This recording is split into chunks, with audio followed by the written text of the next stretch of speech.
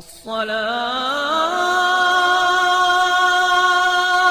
خير من النوم۔ السلام علیکم ورحمۃ اللہ وبرکاتہ۔ ناظرین، ہم پاکستان میں سیلاب کے اندر پیش آنے والے قرآن مجید کے ایک ایسے معجزے کا ذکر کریں گے کہ کیسے زمین پھٹی اور سیلاب کا تمام پانی اس میں سما گیا۔ یہ واقعہ کس گاؤں کا ہے اور کیسے پیش آیا، یہ جاننے کے لیے پیارے دوستو ویڈیو کو آخر تک ضرور دیکھے گا۔ پیارے دوستو، آپ سب اس بات سے بخوبی واقف ہوں گے کہ اس وقت پاکستان میں بدترین سیلابی کیفیت برقرار ہے۔ 2010 کے بعد یہ سب سے خطرناک سیلاب ہے جس نے ہر طرف تباہی مچا رکھی ہے۔ پاکستان کے چاروں صوبے اس سے شدید متاثر ہوئے اور شدید جانی اور مالی نقصانات کا سامنا بھی ہے۔ حکومتی مشینری اپنی نااہلیوں کی وجہ سے ایک بار پھر سے ناکام ہو چکی ہے اور پاکستان کی غریب عوام کھلے آسمان تلے زندگی گزارنے پر مجبور ہے۔ اعداد و شمار کے مطابق سیلاب کی تباہ کاریوں کی وجہ سے اس وقت 4 کروڑ عوام بے گھر ہو چکی ہے، جن کا سب کچھ سیلاب کی نظر ہو گیا ہے، جبکہ لاکھوں کی جانیں بھی ضائع ہو گئی ہیں۔ معصوم بچے سیلابی ریلوں میں بہہ گئے اور بستیوں کی بستیاں پانی میں ڈوب گئی۔ سیلابی ریلا جہاں سے گزرتا ہے پیچھے تباہی کی داستان چھوڑ جاتا ہے۔ مخیر حضرات اپنی مدد آپ کے تحت سیلاب زدگان کی مدد کر رہے ہیں، جبکہ حکومتی سطح پر وہ اقدامات نہیں کیے گئے جو کہ کیے جانے چاہیے تھے۔ سیلاب کی تباہ کاریاں ایک طرف، لیکن یہاں آپ کو ایک ایسے معجزے کی تفصیلات بتاتے ہیں جس نے پوری دنیا کو حیران کر کے رکھ دیا۔ ناظرین، آپ یہ جانتے ہیں کہ سیلابی پانی جس شہر یا گاؤں میں داخل ہو رہا ہے وہاں صرف اور صرف تباہی دیکھنے کو مل رہی ہے، لیکن رب تعالیٰ کا کلام کتنا طاقتور ہے کہ اس نے سیلاب کے پانی کو ایک گاؤں میں داخل ہونے سے روک لیا۔ یہ معجزہ پاکستان کے علاقے قلعہ سیف اللہ میں پیش آیا، جہاں گاؤں کے لوگوں نے دور سے دیکھا کہ سیلابی ریلا ان کے گاؤں کی جانب بڑھ رہا ہے، تو گاؤں کے سبھی لوگ گھروں سے قرآن پاک اٹھا لائے اور قرآن پاک کو سیلابی پانی کے سامنے رکھ کر یہ دعا کی کہ اے ہمارے رب، اپنے کلام کی حفاظت کا وعدہ کرنے والے ہمارے گاؤں کو اس آفت سے محفوظ رکھنا۔ ان کے لیے دعا کچھ اس طرح سے قبول ہوئی کہ گاؤں سے باہر کھلی زمین اچانک سے پھٹ گئی اور اس میں 4 کلومیٹر لمبا شگاف پڑ گیا۔ سیلابی ریلا اس شگاف میں یوں سما گیا کہ جیسے تھا ہی نہیں۔ قدرت کے اس معجزے کو دیکھ کر پورے گاؤں نے سجدہ شکر ادا کیا کہ ان پر سے اتنی بڑی مصیبت ٹل گئی ہے۔ پیارے دوستو، دنیا بھر کے افراد وقتاً فوقتاً قدرتی آفات، زلزلہ، سیلاب، طوفان اور وبائی امراض کا شکار ہوتے رہتے ہیں۔ اس وقت پاکستان کے اکثر علاقے سیلاب سے متاثر ہیں۔ بلوچستان سے لے کر جنوبی پنجاب، سندھ کے اکثر علاقے، خیبر پختونخوا کے بہت سے ضلع، گلگت بلتستان اور آزاد کشمیر کے کئی ضلع سیلاب سے متاثر ہوئے ہیں۔ مجموعی صورتحال کو دیکھ کر یہ کہا جائے تو بے جا نہ ہوگا کہ پورا پاکستان سیلاب کی زد میں ہے۔ اب تک سینکڑوں مرد و عورتیں، جوان اور بچے اس کی نظر ہو چکے ہیں۔ لاکھوں ایکڑ اراضی پر کھڑی فصلیں تباہ ہو چکی ہیں، ہزاروں لوگوں کے گھر تباہ اور لاکھوں کی تعداد میں مال مویشی ہلاک ہو چکے ہیں۔ بیشتر لوگ اسے سائنسی نقطۂ نظر سے دیکھتے ہوئے یہ کہہ رہے ہیں کہ نیچر ہر 5-10 سال بعد ایسا کرتی ہے، تاہم یہ درست نہیں۔ ظاہر ہے کہ ان کے پیچھے کچھ ظاہری اسباب بھی ہوں گے اور ہمارے سائنسدان اور ماہرین ان اسباب کا ذکر کرتے ہیں اور ان کی نشاندہی بھی کرتے ہیں۔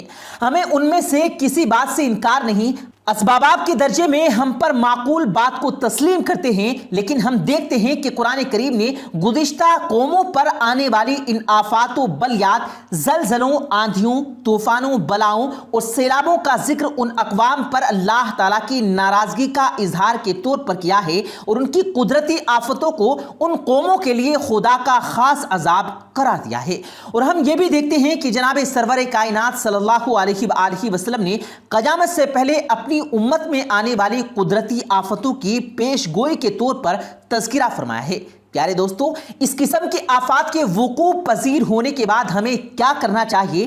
ایک مسلمان کی حیثیت سے کیا اس کے صرف سائنسی پہلو پر نظر رکھنی چاہیے یا اس کے ساتھ ساتھ اپنے اعمال کی اصلاح اور رب کی طرف رغبت کا مزید اظہار اور رجوع الہی کا اہتمام کرنا چاہیے؟ یہ بات ذہن نشیں رہیں کہ زلزلے، سیلاب اور دیگر قدرتی آفات وغیرہ کا وقوع پذیر ہونا اللہ رب العزت کی طرف سے بندوں کے اعمال پر اظہار ناراضگی ہے۔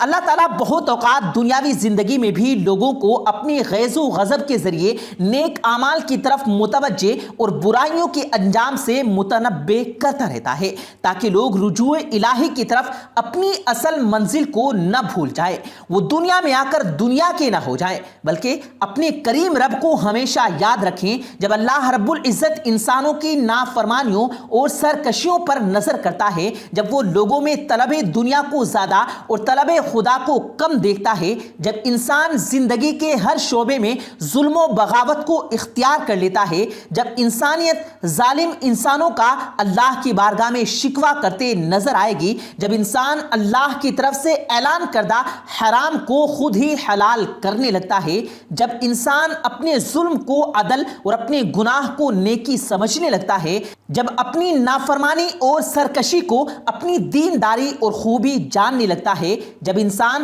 اپنی بدکاری کو اپنی برتری تصور کرنے لگتا ہے، جب معاشرے کا طاقتور طبقہ کمزوروں کا خون چوسنا اور کمزور لوگوں کا مال ہڑپ کرنا اپنا ثواب دیدی اختیار جاننے لگتا ہے، جب خیر کی قدریں کمزور اور شر کی اقتدار فروخت ہونے لگتی ہے، جب نیکی کی بجائے گناہ اور اطاعت کی بجائے معصیت اپنے سائے دراز کرنے لگتی ہے، اور جب معاشرے میں عبادت اور بندگی کو آر سمجھا جانے لگتا ہے، تو اللہ کا عذاب زلزلے، سیلاب، وبائی امراض اور دوسری آفات کی صورت میں زمین پر نازل ہونے لگتا ہے۔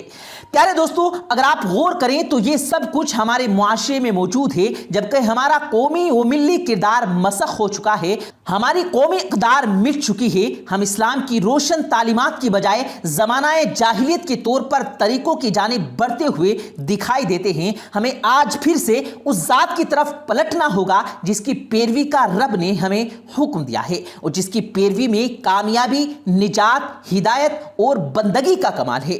اس طرح کے حالات میں ہمارے سب سے پہلا فریضہ یہ ہے کہ ہم توبہ و استغفار کریں، اپنے جرائم اور بدعمالیوں کا احساس اجاگر کریں، اپنی زندگیوں کو بدلنے کی کوشش کریں، امر بالمعروف اور نہی عن المنکر کا اہتمام کریں، معاشرے میں برائیوں کو روکنے اور نیکیوں کو پھیلانے کی محنت کریں اور دین کی طرف عمومی رجوع کا ماحول پیدا کریں۔ اس کے بعد ہماری دوسری ذمہ داری یہ ہے کہ اپنی مصیبت زدہ بھائیوں کی مدد کریں، ان کی بحالی میں کوئی کسر نہ چھوڑیں کہ یہ ہماری دینی اور قومی ذمہ داری ہے اور اس کا اللہ تعالیٰ کے یہاں بہت بڑا اجر ہے۔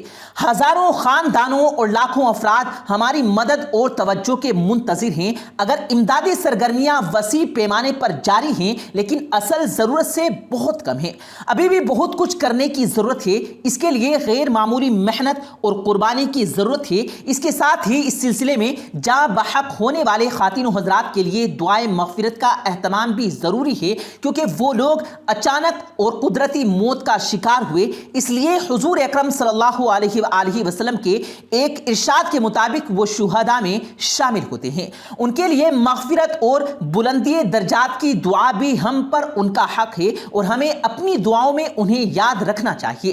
دعا ہے کہ اللہ رب العزت سیلاب زدگان کی مصیبتوں کو ختم کرے اور انہیں بس عذاب سے نجات عطا کرے، اور جو علاقے اس مصیبت سے محفوظ ہیں وہ سدا محفوظ رہیں، اور جو اس آفت کی وجہ سے جان سے گئے ہیں اللہ رب العزت ان کی مغفرت فرمائے اور ان کے درجات کو مزید بلند فرمائے۔ آمین ثم آمین۔ پیارے دوستو، امید کرتے ہیں آپ کو آج کی ہماری یہ ویڈیو ضرور پسند آئی ہوگی۔ اگر آپ کو یہ ویڈیو پسند آیا ہو تو اس ویڈیو کو دل سے لائک کریں اور زیادہ سے زیادہ لوگوں تک اس ویڈیو کو ثواب کی نیت سے شیئر کریں، اور اس ویڈیو کے بارے میں آپ کی کیا رائے ہے کمنٹ سیکشن میں اپنی رائے کا اظہار ضرور دیں، اور مزید اسی طرح کی روز کی ویڈیو پانے کے لیے ہمارے چینل کو ضرور سبسکرائب کریں۔ ملتے ہیں پھر ایک نئی ویڈیو کے ساتھ، تب تک کے لیے اللہ حافظ۔